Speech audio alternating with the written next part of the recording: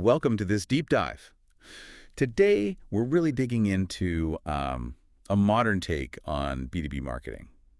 We've been looking at the website for a company called Funky Marketing. Yeah, it's quite comprehensive. You've got the About Us, resources, blog posts, even podcast interviews. Plenty to work with. Definitely. And our goal here, our sort of mission, is to pull out the main ideas on how Funky Marketing thinks B2B companies should be growing right now. Mm-hmm. And the big theme that really pops out is this move away from, traditional transactional marketing Right. towards what they're calling relationship marketing. Exactly. Okay, let's dive in. What's the sort of core philosophy behind Funky Marketing's approach? Well, what's interesting is how they focus on the current B2B buyer. They point out that big decisions aren't made in isolation anymore. Right. It's happening in communities, through social connections, trusted referrals.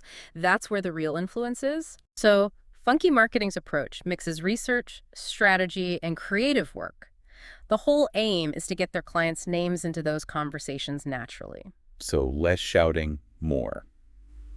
Being part of the discussion. Precisely. It's about being the name that people mention when they're talking to peers they trust, not just another ad they scrolled past. That makes a lot of sense. Becoming a recognized, respected voice. And that links straight into this relationship marketing idea, doesn't it? It does. How do they define that? What does it actually look like day to day? Yeah, so stepping back a bit, you see this broader trend, right? How businesses connect. Funky Marketing's angle is about building real ongoing connections, not just pushing out the same old messages again and again. Okay, so ditching the broadcast model. Yeah, pretty much. They break it down into a few key things. All right, let's hear them. What are the main parts of this relationship strategy? Okay, first, creating a personable brand, which is interesting in B2B, right? Because you need that professionalism. Mm-hmm. How do you balance that? They seem to suggest it's about showing the human side, making the brand relatable, connecting with the actual people you're selling to. Gotcha. Second, their content strategy. It's heavily focused on educating potential customers about their problems, showing empathy, understanding their challenges. Right, so leading with value and understanding, not just buy our stuff. Exactly. Third, it's about actively building those personal relationships, sharing genuinely helpful content, becoming a trusted source. Like a go-to resource? Yeah. And finally, storytelling. Instead of the hard sell, it's about crafting narratives, letting potential customers sort of discover the benefits themselves, see how it fits their own story. So it's more of a pull than a push. Yeah. Leads to better quality prospects, probably? That seems to be the idea, yeah. More engaged, more qualified leads because they found you through value and trust. Okay, makes sense. Now, what does Funky Marketing say are the actual, bottom line benefits for businesses that adopt this? They list some pretty compelling ones. Lower customer acquisition cost CAC, Always good. Definitely. Increased pipeline velocity, basically, leads moving through the sales process faster, and ultimately increased revenue. Big hitters for growth. Yeah, lower CAC, faster deals.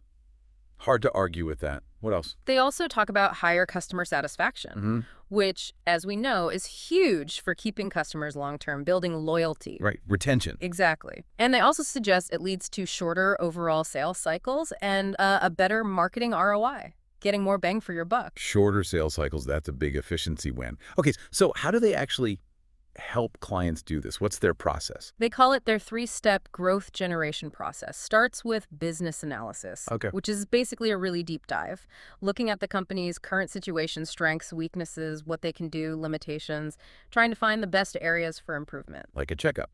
Find out where you are before you plan the journey. What's next? Step 2 is marketing strategy. Based on that analysis, they build a clear plan. How to get qualified leads efficiently, usually through content marketing. And a big part is figuring out how to improve conversion rates by, building those relationships we talked about. So the strategy is about the right content and the right approach to connect and convert. And the final piece. Step 3, digital marketing execution. This is putting the plan into action, building what they call a well-oiled digital marketing machine to hit those goals they identified earlier, implementation, and ongoing optimization. Sounds very integrated. Start with understanding the business, then build and run a relationship-focused marketing engine. Let's talk about the team itself. Who is Funky Marketing? Well, according to their site, they're marketers and business strategists. They mention having extensive experience in online marketing and helping over 100 companies. Okay, so they've been around the block. Seems so.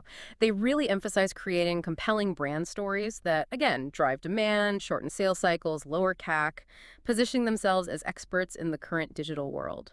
And they mention a simple process, ongoing support. Yeah, they highlight that. A clear strategy plus consistent support to make sure it actually works. Trying to make it less overwhelming for businesses, it seems. It's always good to hear from the clients, though. Yeah. They have testimonials, right? What's the vibe from those? Yeah, the testimonials are pretty diverse. CEOs, growth marketers, heads of marketing, gives a decent picture, and the feedback is consistently positive. Like what? Vedran Rasic calls them proactive and hardworking. Mert Actis mentions they're responsive and experts in B2B SaaS specifically. Sauce focus, okay. Pavel Krivakuka liked their speed and adaptability. Blake Strozik from Refine Labs actually calls them world-class, says they provide incredible value and practice what they preach. Wow, strong words. Practice what they preach ties back to that relationship thing, doesn't it? Absolutely. Ben Kazinek echoes that, saying they constantly deliver value, even free stuff. Recommends their LinkedIn and Facebook group, mentions incredible results. That free value point really underlines the whole approach. For sure. Jay Desai mentions the team is available, offers resources. Jelena Mekic just says they're the perfect team for funky marketing. And Nico Slavnik emphasizes that they genuinely care about customers and the value they bring. So the picture from clients is pretty clear.